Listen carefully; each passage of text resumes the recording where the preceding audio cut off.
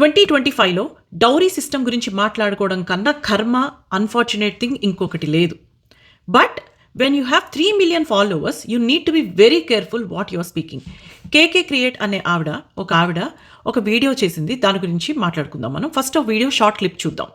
दहेज सिर्फ लड़कों को मिलता है नहीं, शेयर करके बताओ सबको कि निकाह में ब्राइड को मेहर यानी मैंडेटरी पेमेंट दी जाती है, कैश, गोल्ड, प्रॉपर्टी या हर महीने सैलरी का कुछ हिस्सा. ఇది ఎంత అన్ఫార్చునేట్ అంటే ఈ వీడియో మెహర్ గురించి నేను మాట్లాడదలుచుకోలేదు. ఇస్లాంలో అది ఎందుకు ఇస్తారు ఏంటి అనేది చాలా పెద్ద debatable topic. I don't even want to touch it. But she mentioned about dowry and I want to talk about it. సనాతన ధర్మంలో వరకట్నం అనేది లేదు. వరకట్నం ఈజ్ ఇల్లీగల్, అన్లాఫుల్. అసలు దాని గురించి మనం ప్రస్తావించకూడదు మన ధర్మంలో. మొత్తం కాలాన్ని 5గా విభజించినట్టయితే ఫస్ట్ టైం వేదిక్ పీరియడ్, అప్పుడు స్త్రీధనం అని ఇచ్చేవాళ్ళు. స్త్రీధనం అంటే ఆడవాళ్ళకి పెళ్లి చేసి పంపించినప్పుడు ఆడవాళ్ళకి వాళ్ళ ఖర్చుల కోసం లేదా వాళ్ళ కోసం అని చెప్పి బంగారం, డబ్బు అన్నీ ఇచ్చి పంపించేవాళ్ళు. దాని మీద అత్తగారికి కానీ భర్తకు కానీ హక్కు లేదు. అది కేవలం స్త్రీలకి మాత్రమే పరిమితం. పోస్ట్ వేదిక్ పీరియడ్ అంటే క్లాసికల్ పీరియడ్లో ఏమైంది, అసలు డబ్బులు ఇవ్వకపోవడం అనే కాన్సెప్ట్ కూడా స్టార్ట్ అయింది. పెళ్లి చేసి పంపించేవాళ్ళే తప్ప ఎప్పుడు డబ్బులు ప్రస్తావన వచ్చేది కాదు. కావాలంటే ఉన్నవాళ్ళు ఇచ్చుకునేవాళ్ళు. Third stage which is the transformational stage is the medieval period.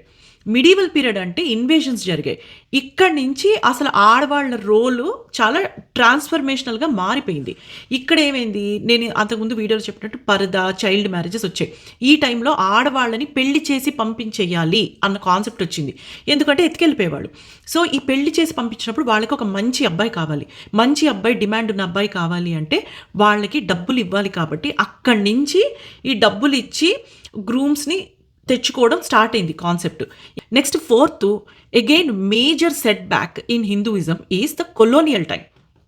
ఈ కొలోనియల్ టైంలో అసలు ఆడవాళ్ళకి ఆస్తి హక్కులు పోయాయి.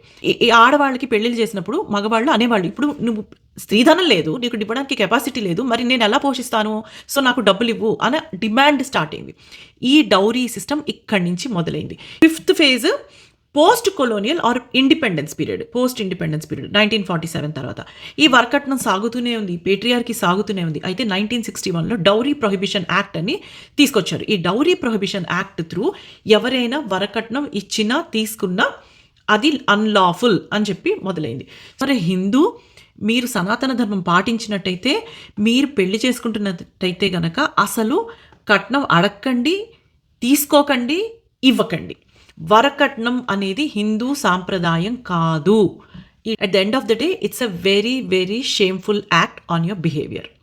Please do not combine dowry with Hinduism because it is not. Namaste.